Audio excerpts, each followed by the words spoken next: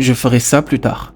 On s'est tous déjà dit cette phrase que ça concerne les études, la lecture, la religion, le sport, etc. On ne s'en rend pas forcément compte à l'instant présent, mais plus le temps passe, plus on procrastine. Le vrai problème réside dans ce mot-là et notre approche pour concrétiser ce que l'on souhaite. C'est quoi la procrastination ?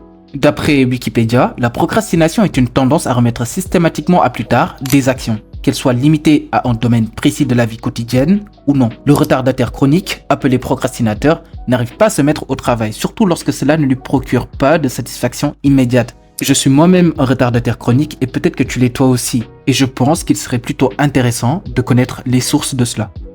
La procrastination n'est pas seulement le signe d'une mauvaise gestion du temps, elle a souvent des racines psychologiques plus profondes et en les comprenant, on peut s'attaquer à la source et prendre des mesures significatives. Nous procrastinons pour deux raisons principales. Soit la tâche n'est pas prioritaire, soit elle suscite de la peur. Et évidemment, il est important de savoir pourquoi est-ce qu'on procrastine pour réagir plus efficacement. Parlons premièrement des tâches peu prioritaires. L'une des raisons les plus simples de la procrastination est que la tâche n'est pas assez importante. Nous disposons tous d'un temps, d'une énergie et de ressources cognitives limitées. Tout ne peut pas ou ne devrait pas être une priorité absolue. Selon la théorie de la charge cognitive, lorsque notre cerveau est surchargé de tâches hautement prioritaires, nous reportons naturellement les tâches moins urgentes afin de préserver notre énergie mentale. Les recherches de John Sweeler, j'espère que je le prononce bien, confirment cette théorie et suggèrent que notre capacité cognitive est limitée et que nous devons donc établir des priorités en conséquence. Par exemple, avez-vous déjà remarqué à quel point il est facile de remettre à plus tard des tâches peu agréables comme répondre à des courriels?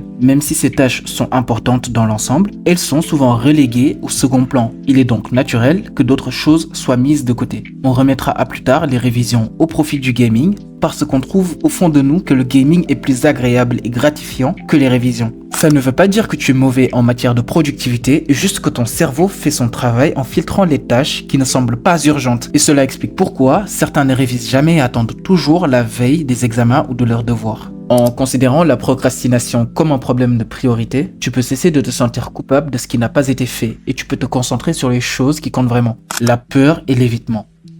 Alors là, vous me demanderez, qu'en est-il des moments où vous procrastinez alors que vous savez que la tâche est importante? C'est là que la peur entre généralement en jeu. La procrastination est souvent une forme d'évitement. Ce n'est pas que nous ne voulons pas accomplir la tâche, c'est que nous avons peur de ce qui pourrait arriver si nous le faisons.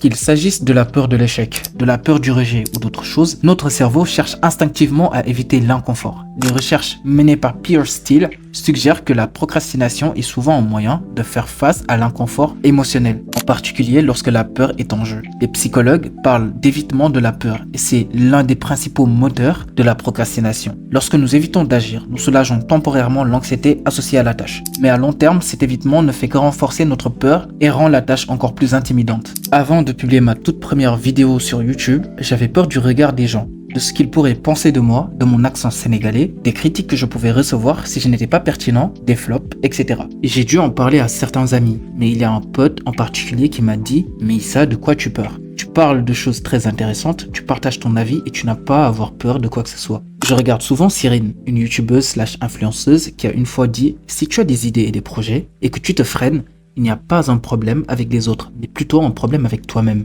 Donc, une façon de briser ce cycle est de se poser la question suivante, de quoi ai-je vraiment peur? Par conséquent, une fois la peur identifiée, vous pouvez commencer à l'attaquer directement. Par exemple, si vous avez peur de l'échec, demandez-vous à quoi ressemble le pire des scénarios. Souvent, nos peurs sont exagérées et en les affrontant de front, nous pouvons commencer à les dépasser. Maintenant que nous avons parlé de la psychologie qui se trouve derrière la procrastination, essayons de parler de quelques stratégies qui vont logiquement nous aider à arrêter de procrastiner. Et avant tout, j'aimerais qu'on parle de mentalité. Essayez premièrement de renforcer l'intention de votre objectif. Certaines personnes se perdent en cours de route. En effet, il peut nous arriver d'oublier la raison pour laquelle on travaille, la raison pour laquelle on est en études supérieures, la raison pour laquelle on pratique un sport particulier, etc. C'est totalement normal de douter à un moment donné, de se relâcher un tout petit peu, de respirer. Mais c'est tout aussi important de se rappeler pourquoi est-ce qu'on fait ces études-là, pourquoi est-ce qu'on pratique un tel sport et pourquoi est-ce qu'on veut être là où on veut aller. Je connais des personnes qui ont comme fond d'écran un message ou bien même un texte qui leur rappelle la raison pour laquelle ils font ce qu'ils font. Et c'est vraiment utile parce que ça va booster l'intention derrière l'objectif qu'ils veulent atteindre. Essayez dès à présent d'appliquer la théorie de l'intention de la mise en œuvre. Cette théorie dit que si X se déroule, alors je ferai Y. Par exemple, je suis une personne, je ne bois pas assez d'eau. Et pour me permettre de boire plus d'eau, lorsque je me prépare une tasse de café, je peux boire de l'eau pendant que le café se prépare. L'objectif ici est de mettre une habitude sur une autre habitude afin de les empiler. Dans le livre Atomic Habits, James Clear parle de cela et il évoque le terme habit stacking. Si on relie une habitude par rapport à une autre, il devient plus facile d'éviter la procrastination. Que tu sois étudiant, collégien ou bien même en études supérieures, essayez la technique de Pomodoro. L'idée c'est de travailler en session de 25 minutes suivies de courtes pauses. Cette méthode aide à maintenir la concentration sans se sentir accablé par la durée de travail. Par conséquent, tu vas avancer par rapport à tes études, par rapport à tes devoirs à faire à la maison, sans pour autant avoir l'impression que cela va te prendre une éternité. Et je pense que vous savez déjà que vous devez éliminer les distractions. Mettez votre téléphone en mode avion, fermez les onglets non nécessaires et créez un espace de travail qui favorise la concentration. Et c'est aussi de faire appel à un partenaire de responsabilisation. Le concept, c'est de partager vos objectifs avec cette personne qui va non seulement vous encourager, mais aussi vous rappeler vos engagements. C'est le cas de vos collègues avec lesquels vous allez faire vos révisions ensemble, ou bien même vos gym bros qui vont vous encourager à aller à la salle de sport. Bon, si t'es resté jusque là, je te remercie énormément. N'hésite pas à t'abonner, à liker, à commenter ce que tu penses de la procrastination et on se dit à la prochaine. Ciao!